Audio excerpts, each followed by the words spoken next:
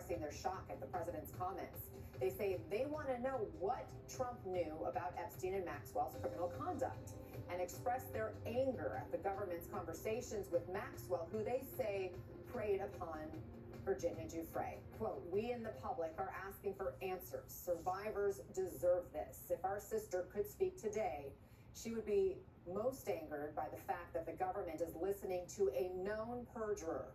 I want to bring in NBC News White House correspondent Monica Alba, along with Eli Stokols, Politico White House and Foreign Affairs correspondent, and Barbara McQuaid, former U.S. attorney and MSNBC legal analyst. Monica, this letter from Virginia Giuffre's family is quite powerful. They are reacting directly to President Trump's latest remarks about their sister and Epstein and his accomplice, Ghislaine Maxwell. Exactly, Anna, and they are saying that it was really shocking to hear those comments coming from the President of the United States directly about what happened decades ago, and really implying that perhaps the president knew more than certainly we knew about what was happening in terms of Jeffrey Epstein and Ghislaine Maxwell hiring away young women from Mar-a-Lago to ultimately then go and work for them. And in this statement, the family of Virginia Giuffre is specifically really taking aim at the U.S. government for having ongoing conversations with Ghislaine Maxwell, somebody who they identify in this statement as a monster who deserves to rot in prison for the rest of her life for the extraordinary violence and abuse she put not just our sister Virginia through, but many other survivors who may number in the thousands. So specifically in this statement, Anna, they are saying that what they hope to see is that there is no clemency or any kind of a pardon extended to Ghislaine Maxwell by the president. They say that she must remain in prison and that anything less would go down in history as being one of the highest betrayals and crimes. And what's notable here is that the White House is responding to this, Anna.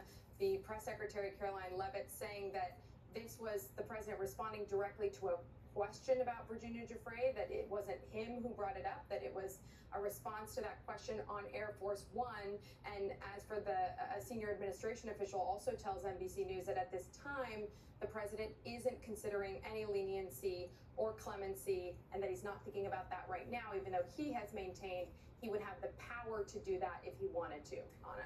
Barbara, the family wants some answers here. They write, "It was shocking to hear President Trump invoke our sister and say that he was aware that Virginia had been stolen from Mar-a-Lago. It makes us ask if he was aware of Jeffrey Epstein and Ghislaine Maxwell's criminal actions, especially given his statement 2 years later that his good friend Jeffrey likes women on the younger side, no doubt about it." Does the president, Barbara, need to answer the question about exactly what he knew and when? Yes, I think it's very troubling the way President Trump has dealt with the victims and survivors in this case. The mere fact that he will not say and foreclose completely the idea of a pardon for Ghislaine Maxwell is re-victimizing all of those victims. And now there's this additional information. And as a matter of law, legally, I don't suppose he has any obligation to answer any of these questions. But politically, I think that it is a fair question to ask, what on earth was he thinking if he knew that Jeffrey Epstein liked young women and was stealing some of them, including Virginia Giuffre? What did he think was going on? What did he think was happening with them? So I think it's an absolutely fair question, and it's about time someone advocated for the victims in this case. Too much concern has been made about Donald Trump's role, about Jeffrey Epstein's role, about whether Ghislaine Maxwell is a victim. My gosh, no. Let's talk about the real victims and survivors here, and I think that family does deserve answers. Monica, that quote the family referenced when Trump said Epstein liked women on the younger side, when exactly did he say that, and what was the context? It was in a New York Magazine interview, an article that was focused on Jeffrey Epstein at the time, referring to him as this sort of international man of mystery because he was flying celebrities, people like former President Bill Clinton, on his jet to go on some different kinds of trips, and certainly he had developed a close relationship with Donald Trump. So in this profile, they reached out to people who were close to him, including then Donald Trump, of course, before he entered his political life.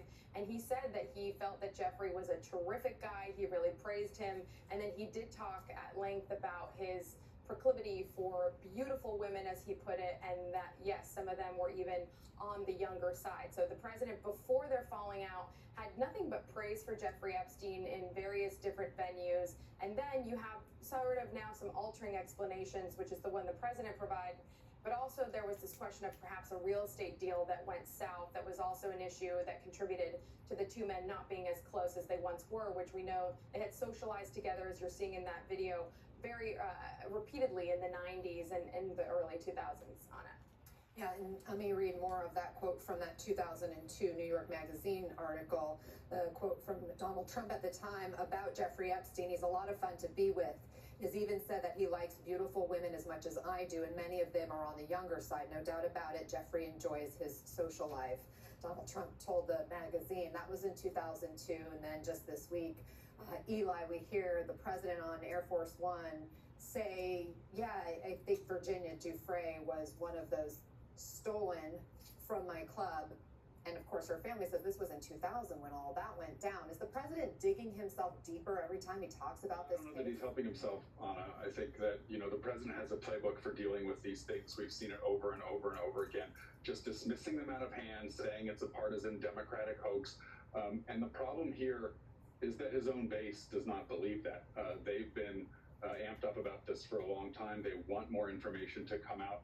And if the president's going to say it's a hoax and it's all made up by Democrats, he's undermining that argument when he comes out and confirms details and expresses knowledge of certain Epstein victims, as Virginia Giuffre's family points out. It just doesn't make sense. And so the president's claims that this is a hoax, that he doesn't know anything about it, increasingly do strain credulity, simply because there is a long trail of statements and photographic evidence showing him in Epstein's orbit, around the time in the early aughts before they're falling out.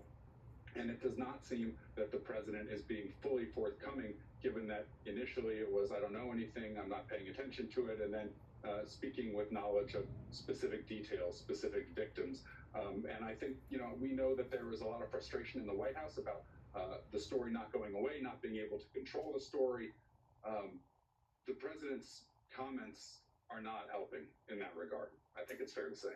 As we mentioned, Giuffre's family is also urging President Trump not to issue a pardon to Ghislaine Maxwell, calling her a monster, a predator, saying Virginia always said that Ghislaine Maxwell was vicious and could be even more cruel than Epstein.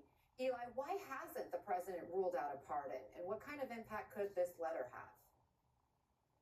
Well, I don't know the answer to that, and I don't want to speculate about his motivations here. I think a more cynical read on this is that, he's not ruling this out because she could be someone who could help him suppress information, and that there might be an agreement there. That has been a theory that has gained some traction, especially among the president's detractors, among some legal analysts who wonder why else would the Justice Department be going down to meet with her.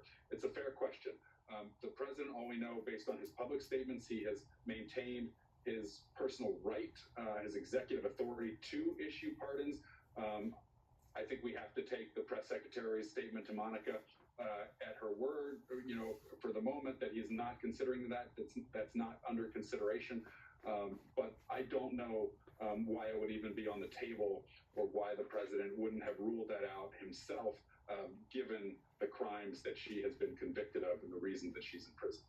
Meantime, Barb, the Supreme Court has now set a date to consider whether it will review Maxwell's challenge to her 2021 conviction. That's going to take place on September 29th. What are you watching for there, and how might the justices be looking at all of this? Yes, I think, Anna, that's a really interesting date, and in some ways it becomes a deadline. If you read her petition, I think it is a legal non-starter about her request for the court to toss her conviction. She says that the Southern District of Florida bound every prosecutor in the country when it entered into a non-prosecution agreement with Jeffrey Epstein that promised not to charge any of his co-conspirators. Of course, that is not binding on the Southern District of New York, and Ghislaine Maxwell was not a signatory to that document. And so legally, her argument fails. However, it can be spun, I think, as a fig leaf to give Trump some cover to say it would be unfair for her to be prosecuted after these promises were made in this document. And so it perhaps gives them room to negotiate a resolution where she comes clean, she tells the truth, she exonerates Donald Trump, I would say that in air quotes, and in exchange, they agree that the only just result here is to dismiss her case because of that agreement that was entered into those many years ago. I think that we should keep an eye out for that. And so what I want the public to know right now is how legally flimsy that argument is. Robert McQuaid, Monica Alba, Eli Stokels, thank you all for starting us off this